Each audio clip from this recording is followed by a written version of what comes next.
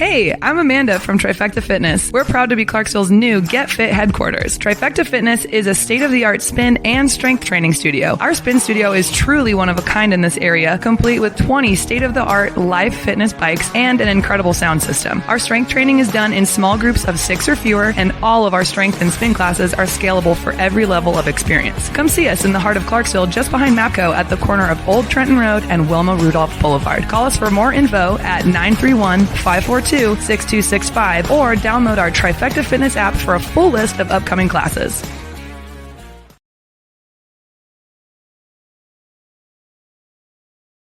Welcome back. MisFitNation. MisFitNation. We are a show founded by veterans and hosted by veterans and a military spouse. Our mission is to get people to tell their story to the world. If you're an author, share your tips with the MisFitNation.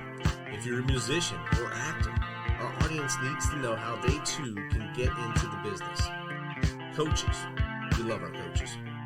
Come on, share some of your tips with the audience to help them become better versions of themselves. If you're a corporate leader or an entrepreneur, come on and share how you did it and how hard you have fought for success. If you're a veteran, first responder, or Gold Star family, we would love to have you come on and just share your story with the MisFitNation. We always have time for you. Reach out, we will get you on. If you are feeling down, alone, or starting to see the darkness, stop. Think about those who are around you. You are not alone. You will be missed. If you feel like your problems will be a burden to those in your inner circle, or are embarrassed to share that with them, please dial 988. If you are a veteran, take option 1. We need you to keep pushing forward. Don't make a permanent solution to a temporary problem. If you're a new listener,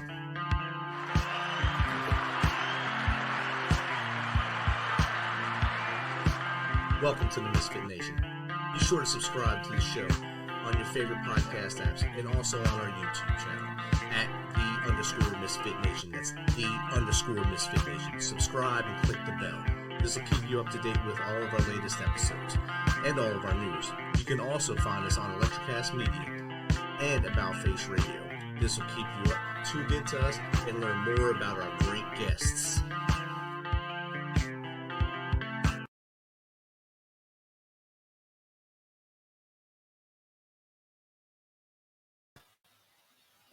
All right, our guest tonight is having technical difficulties, so we're going to play a pre-record for now until they can get in. But please keep tuned, keep in tune, and we'll let you know when they're able to get into the stream. Thank you. Please subscribe to our show on your favorite podcast apps. And don't forget to subscribe to our YouTube channel. Why do we eat bananas? And I would say potassium. Like I was all kind of trained to think about nutrients. And then me and my sister would play the little cereal box game in the morning where she would say, how much calcium is in here? And I would always know. And she thought I was sneaking down in the middle of the night to check and memorize the cereal box labels. But I just always loved it. And also, I grew up in Los Angeles. So I was a dancer and I was an actress, like a lot of people here in Los Angeles. And I was often told, like even starting at age 11, that I needed to watch my weight and my snacks. My teacher called out in front of all my peers in my ballet class. And so because of that, I started reading. And I wanted to know everything there was about diet and weight loss. And then I got really interested in body image and all of that stuff. And it just kind of unfolded over a course of a lifetime. But when I was about 16 years old and I stumbled on a book called Diet for a New America by John Robbins. And I learned about how food ended up on the plate and all of the other implications associated with how we eat. And I was blown away. So then I wanted to not eat animal products and I didn't know how to do that. And so I just kept studying and learning over the many, many years. And as an actress, I was looking for a side job. So I thought, oh, I'll become a personal trainer because I love that too. And as soon as I became a personal trainer and I graduated from undergrad, people were asking me questions about nutrition. And I didn't want to just spit back information that I had memorized from a chapter in my personal training handbook. I wanted to know why I was saying what I was saying and what really was the truth. I was kind of in search for the answers, like what are the true secrets to nutrition and diet and all of that. And so I quickly signed up for graduate school and that was it. I fell in love. Like it was the first time in my life. I loved school. I was getting straight A's for the first time, and I found my calling. And then as soon as it took me 7 years because I was personal training full time, and I had my baby, my daughter, and finished grad school. So then I quit personal training and I just started digging into the science on nutrition and converted my practice over to nutrition. And then I started talking about plant-based nutrition, and then everything just started flowing. Like I was asked to write my first book, and then I was asked to be on the Dr. Oz show, and I had my own, like everything just started unfolding because I found my path and everything I was so passionate about that it was just, I just love my career. I just unfolded kind of without planning, really. So it's kind of a happy accident, basically. So that's awesome. And you kind of went on that ride, and you made decisions based off reading a book and seeing what, and based on basically body shaming through life that most young girls go through it more than guys. Or guys just kind of brush it off until they're older and say, "Man, that guy used to call me that, but I didn't understand why." But girls kind of take it to heart a little more. And I know my daughter was bullied a lot in school, and she made the choice to become a vegetarian in junior year of high school on her own. I wasn't here; I was deployed overseas, and I got the email saying that, and I was like, "No, we're meat eaters. You can't do that. What are you doing? That's not us." And but I mean, she's been doing it now, I think 10 years now, so she's well into it. She loves what she does now, and she's also a personal trainer now. Good for her. That's wonderful. And it's great that you supported her. And I figured I had to learn how to cook for her to make sure she was eating enough, and then because she was still playing soccer at the time. So I went and tried to find recipes, and had a friend, one of my buddies, his wife was also vegetarian. I said, "Tell me what you cook so I can cook for her and make sure she's still eating right and stuff." So I did everything I could to help her. Now she does it all on her own. Good dad. That's awesome. So I guess that was my dad points for that part of life since I was gone so much. Yeah, no, it's So hard. And my yeah, parents didn't support me at all. And they took me away from it, and they were worried about me. And there weren't resources like there are today, which is why I feel really honored that I've been able to provide new resources for people like that want to do it at a young age and don't know how to do it. And but it's never been a better time. It really did get popular. Like I called myself the plant-based dietitian before that was a thing, and now it's really a thing. So things have really evolved over the last 10 or 15 years. And yeah, my daughter too, she's been a lifelong vegetarian and on her own volition. I just think it's so cool. you can see your work right in front of you there. That's awesome too. That's Yeah, almost a trophy as you walk around. That's good. exactly. And so last year, well, yeah, a year and a half ago, I got diagnosed with something called alpha gall. I got bit by a tick and no longer can eat meat. So that made my daughter very happy. Especially, she said, "Oh, now you can eat with me." I said, "I've been eating with you, just not the same stuff. Now we can eat. So we eat the same stuff now." Okay, you're the first person I've actually met that had that happen to. I've read about it in the news, but I never met someone that has actually gone through that. It was a shocker to me. I, I had a lot of pains after eating. I think a Philly cheesesteak I ate, and I fell on the floor. I was almost gasping for air. So I wrote my doctor on a severe circular message, and he wrote me right back. So you got to get a blood test tomorrow. I got a blood test, and he messaged me back at 9 o'clock at night. So I knew when I got the message back late, it was bad news. No matter what, if you Uh-huh. get a doctor's message that late at night, it has to be something bad. And oh man, I've been doomed, and so I've been adjusting to that life now. That is amazing. Well, it's good for your daughter. Yeah, she gets a win. Yeah, Yes. And it's good for you because obviously there's really amazing research on the long-term advantages of eating a plant-based diet. So it's kind of a blessing in disguise, really. definitely. And I mean, I was overseas in Korea, and they basically don't eat a lot of meat there. Most of their meals are heavy vegetable and a little bit of meat, unless you go to a high class restaurant where they do the galbi and stuff. But most of them have a lot of vegetables, so we'd eat all that, and I wouldn't think about it, like the kimchi's and stuff like that. That's all vegetables. You eat all that, you have no problem with it, and you never think that's what you're doing until when you can't have the meat anyway. So I can just eat all the kimchi now. It's just I'll eat all day. My wife will be unhappy, but it'd be great. Exactly. That's awesome. I was looking on, I think it was on your Instagram, and I seen like the little board you had on there. And there's a thing about potatoes. I mean, me and my daughter love making different colored potatoes and stuff. We used to call it color matching potatoes. Why should everyone love potatoes? I seen that on there. I knew I had to ask that here. Why should people love potatoes? I know potatoes get such a bad rap, but They they're do. amazing foods. They're so good, and everyone loves them. People think they're not supposed to eat them because they're quote unquote fattening, and people kind of call them carbs or whatever, and they're not. They're just a vegetable, a starchy vegetable, and they're known scientifically, they've been shown to be the most satisfying food. So they're super satiating and satisfying. They are very versatile. You know, you can make all sorts of things. I'm making mashed potatoes tomorrow, and you can make air fries, and you can make casseroles and hash browns, and there's so many delicious ways to incorporate potatoes. So it's a real versatile food. They're also very portable. I take them when I travel on planes all the time because they're just really satisfying and yummy. You can take all the different flavors and different colors, like you said, all the different colors. And they're just wonderful, nutritious foods. And shockingly, here's a fun fact: white potatoes, the plain old carby, everyone thinks they're like not healthy at all. They actually have a better amino acid score than 90% lean beef, which is quite shocking, gram for gram. So you're actually getting some protein, you're getting some folate, some vitamin C. It's really a wonderful food. All right, our guest for the evening has arrived. She's in the green room right now. She's an American actress, model, singer, and fashion designer. She is best known for her role as Pippi Longstocking in the 1988 movie, The New Adventures of Pippi Longstocking. So those of you who watched it back then, you're feeling like I do right now, not so young anymore. She was appointed as a United Nations ambassador that same year for UNICEF. Highlights included speaking at the World Children's Day at the United Nations, New York City to the delegates of over 100 countries in the General Assembly Hall. Further, she became an international ambassador for Hearts.com to raise funds for the I Heart Change program for 6 international charities. So without further ado, let's welcome Tami Erin to the Misfit Nation. Welcome, Tami. Hey, hi guys. How are you? I'm doing great. Doing wonderful.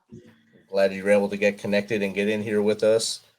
Yeah, I was in the middle of I'm sorry, a little bit late, but I was in the middle of a Zoom call. So yeah, it kind of overlapped a little bit, but I kind of set myself up in my office that I've been kind of completing with my memorabilia and stuff behind me.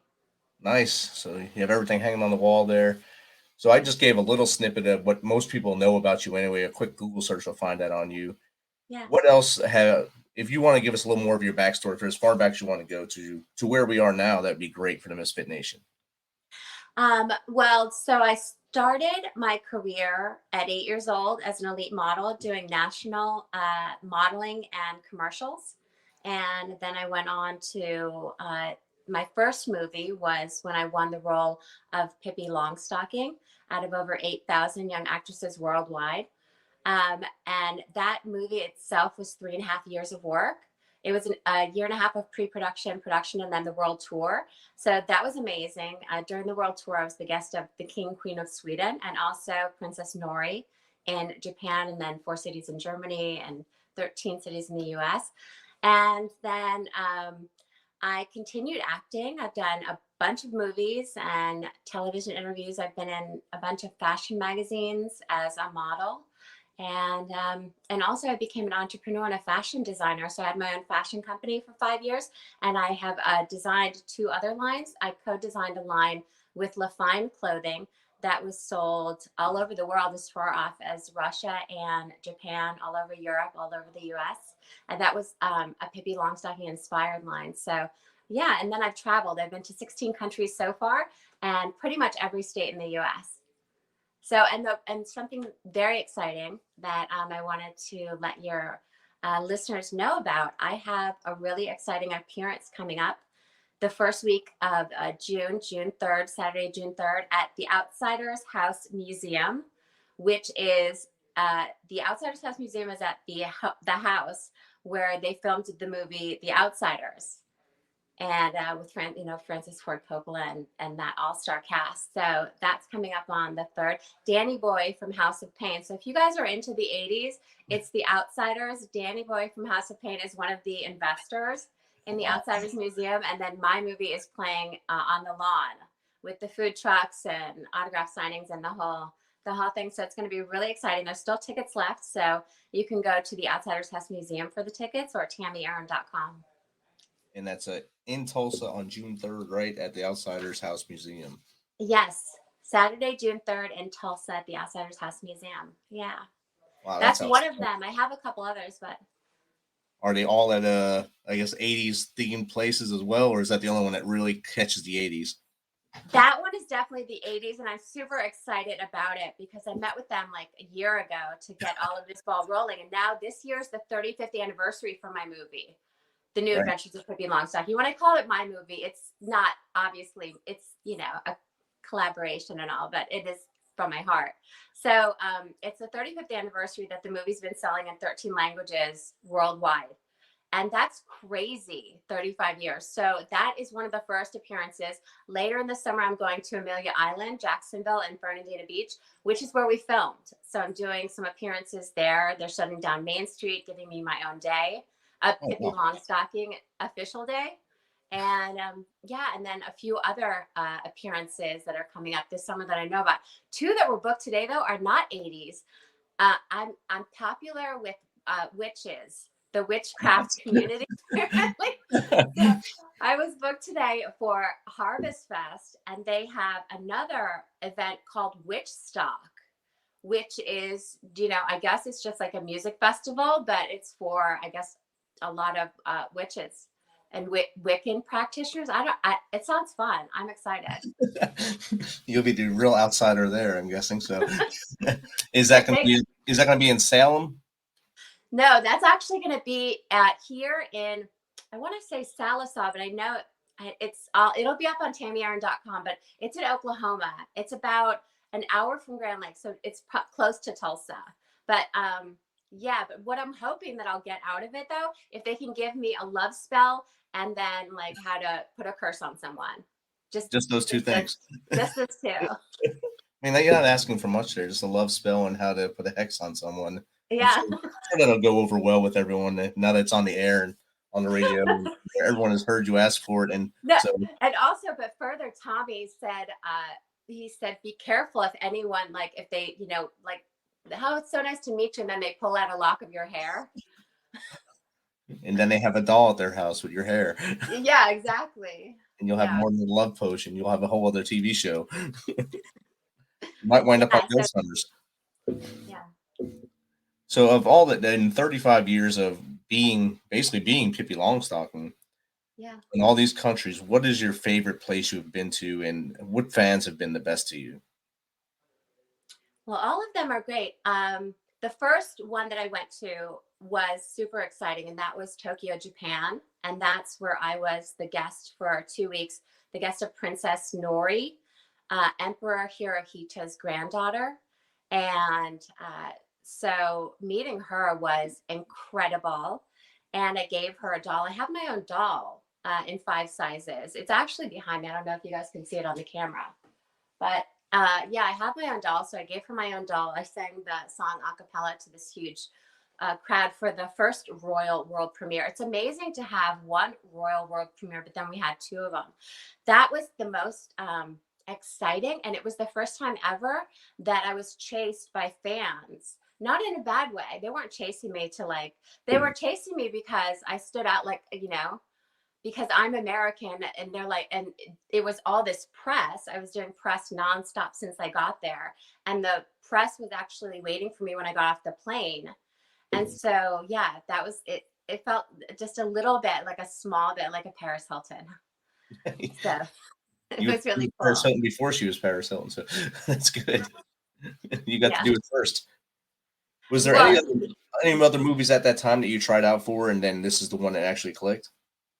No, you know what's wild about that is that no, that was my first movie audition, and obviously, and I had been doing commercials and modeling for 3 years, but it was my first movie audition, and then of course there were the callbacks, the screen test, and then the final screen test for me to be announced. And the other girls that were the last 3 of us was myself, Jenny Lewis, who starred in Troop Beverly Hills, and Faye Masterson, who went on to do a bunch of movies, but she got the role as the head girl in the orphanage in The New Adventures of Pippi Longstocking. So, yeah. But no, I actually, once I was cast in that role, I was chosen by Garrison True, who also found Aileen Quinn for Annie. And so no, once I signed that contract, because it was a 2-movie deal, and with endorsement deals and all these things, I was locked into my contract until we were finished filming what was to be the second movie. We finished the first one, the world tour, but I was locked into my contract that whole time. So I couldn't audition for anything else. The only things that I could do were endorsement deals. I had Aquafresh, Hostess Cupcakes, things like that. After that, then I took a break from my career, and then I went back to it in my early 20s. Oh wow. So being locked in kind of slowed you a little bit, and well, you got Aquafresh out of the deal. A lot of people probably don't even know what Aquafresh is now. It's toothpaste, by Aquafresh the way. toothpaste, yeah, Yes. and Hostess Cupcakes. I actually had my own trading card at the bottom of all of the chocolate Hostess Cupcakes, coast to Oh, coast. wow. Hope you don't have those cupcakes still in the house. No, but I've got the trading cards. Yeah, Oh the my God, trading my memorabilia collection is incredible. And I seen you're going to do a memorabilia auction as well. Yeah, so I have 3 of the costumes, and they've been in storage this whole time. Once we finished filming, they were put into storage, and then I haven't gotten them out since. And then the 35-year anniversary, Tommy spoke with memorabilia experts in Las Vegas to auction one of them. And so yes, one of them is going to be auctioned, and it's the Pippi Longstocking pirate costume on the cover of the DVD. So stay posted to TamiErin.com for those dates. And if you want to put in a bid for it, and that could be yours. The other 2 that I have that I'm not going to be auctioning, I have the Scrubbing Day costume, and I also have the one behind me, which is the Running Away costume. All right. So you keep that one, okay. I took them out now. I have them out now because we moved to a beautiful house in Grand Lake. And so I decided my office, I wanted to fill it up with photos of me filming on the set, red carpets, photos with other celebrities, and then put up my costumes and memorabilia. Yeah, and make this my Hollywood office. I think all you need to do is put the movie poster up behind you, and that'd be perfect. It actually is. I have to frame it. I don't know if you can see it. It's right there, but Let's see it now. To the other wall.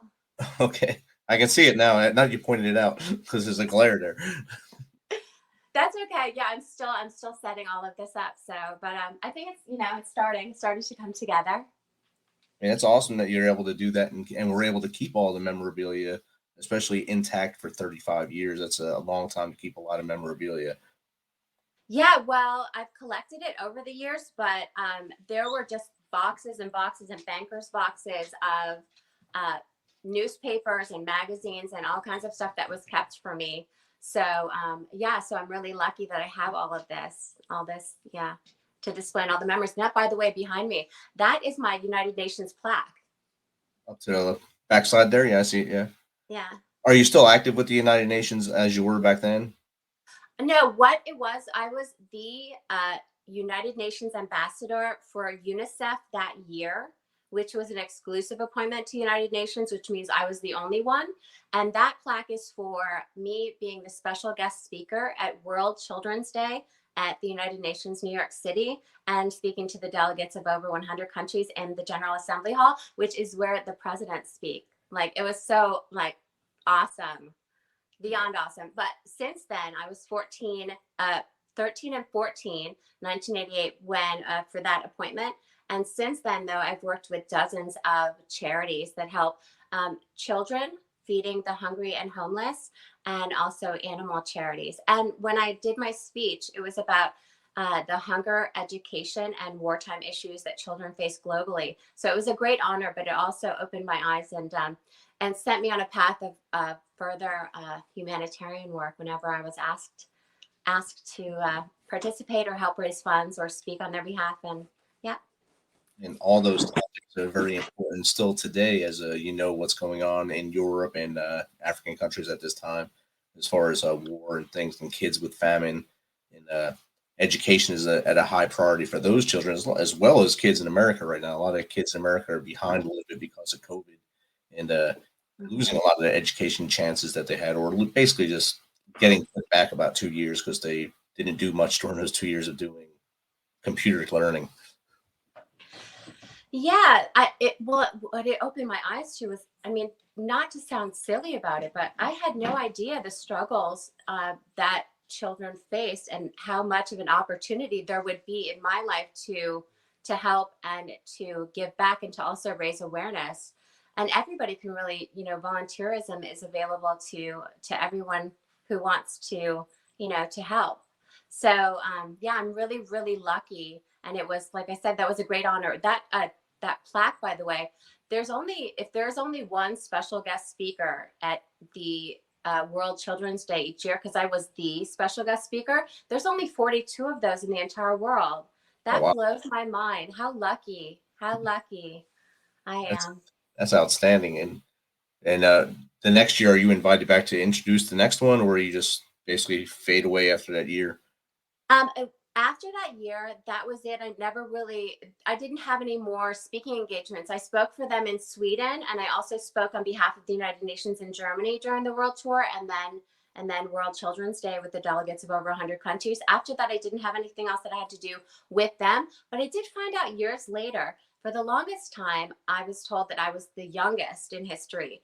I believe that Selena Gomez, not only did she knock me into second place, I don't even know if I'm in second place anymore. Selena Gomez came along and did it when she was 13.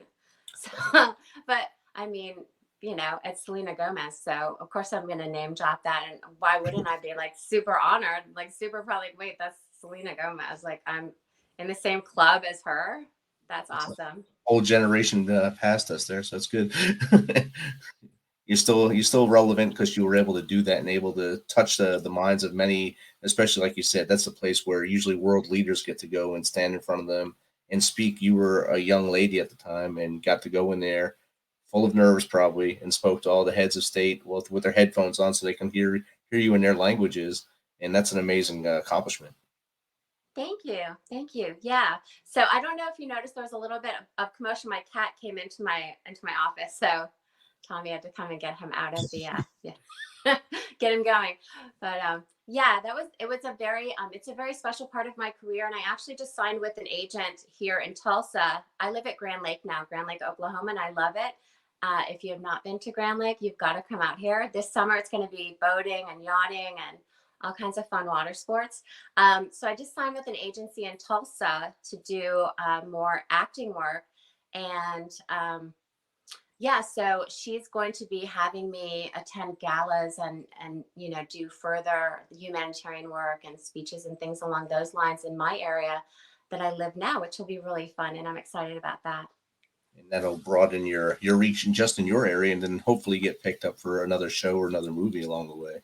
Yeah, that's always, it's always that way. And I kind of just, I leave it up to the universe because they come and find me. All the movies that I've been doing, they come and they find me. So, and interviews that I do and, all of those things. So yeah, I just keep putting myself out there as much as possible. And yeah, and then, whenever they're ready for me. And right now I'm also finally sitting down now that we've moved, settled into our house, got all of that. Now I'm finally building my story time on YouTube, which is about the 16 countries that I've been to and all the celebrities I've hung out with and just all the adventures that I've had throughout my life, and also taking the viewers along with me to my appearances so they can see all the fun that I'm having and all the traveling that I do, because I'm up for adventure any day of the week, all the time. I would travel every day if I could. You get a little tired probably.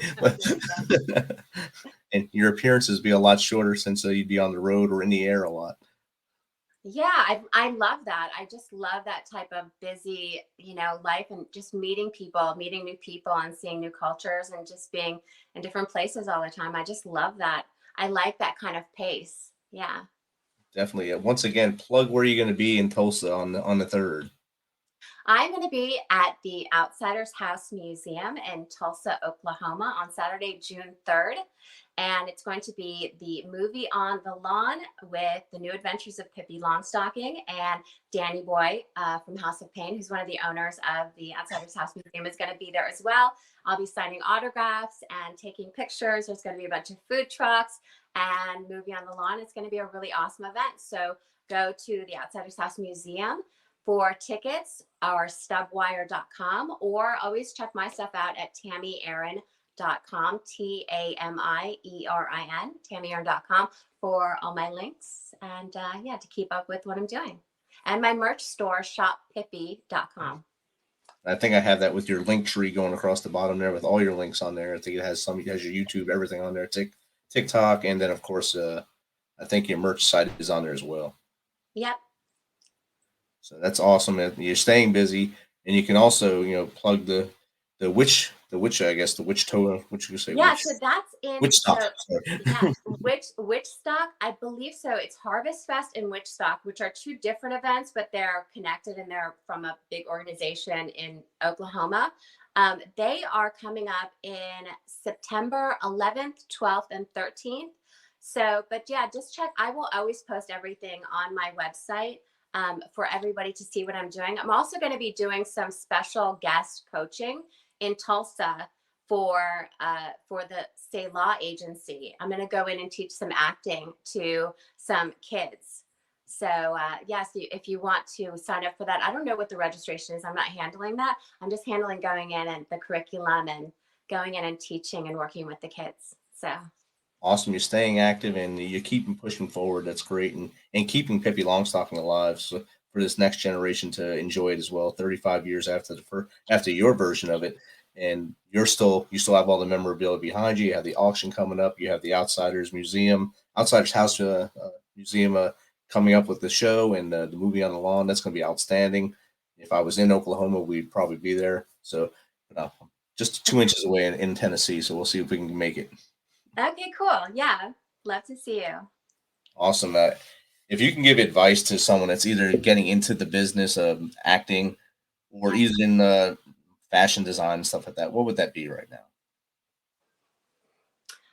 Follow your dreams. You have to, like, I told my parents when I was 6 years old, I want to be a movie star.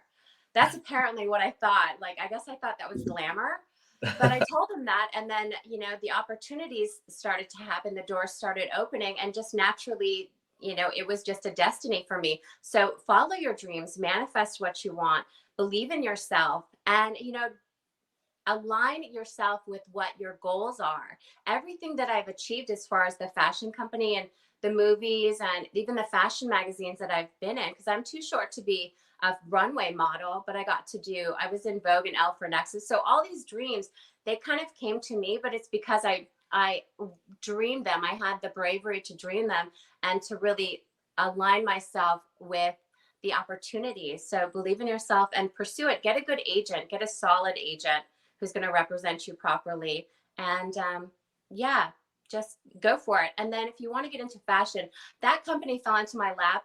All I can say is just have fun with it. And if you have an opportunity to get into it, sure. But I don't have a ton. I got really lucky with that one. So I don't have a ton of advice. I would just say follow your dreams and work hard. And pursue everything you dream of. So that's the best thing to do. Yeah, and find good mentors. That's another great piece of advice. I had great mentors that helped me to start my businesses in a way that they were profitable from the beginning and learn how to scale them. So I would definitely recommend that you find mentors in the area of expertise that you want to get into and have them guide you on your path and give you, the right advice to save you some time and help you succeed faster.